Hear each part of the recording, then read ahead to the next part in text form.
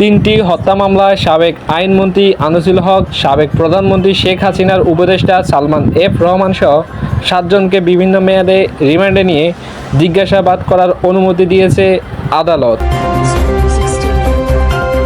পুলিশের পৃথক আবেদনের পরিপ্রেক্ষিতে ঢাকার চিফ মেট্রোপলিটন ম্যাজিস্ট্রেট আদালত আজ সোমবার এ আদেশ দেন।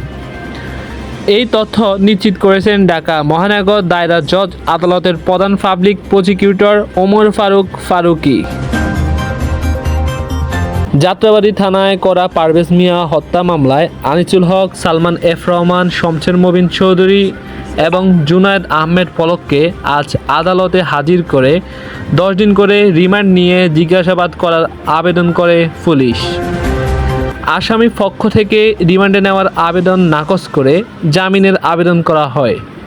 উভয় পক্ষের শুনানি নিয়ে আদালতে আনিসুল হক, সালমান সহ 4 জনের 4 দিন করে রিমান্ড মঞ্জুর করেন।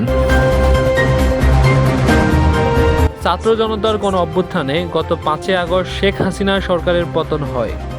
13 আগস্ট গ্রেপ্তার হন আনিসুল হক এবং সালমান এফ রহমান। এখন পর্যন্ত 12টি মামলায় সালমান এফ রহমানের 64 দিনের রিমান্ড মঞ্জুর করেছে আদালত।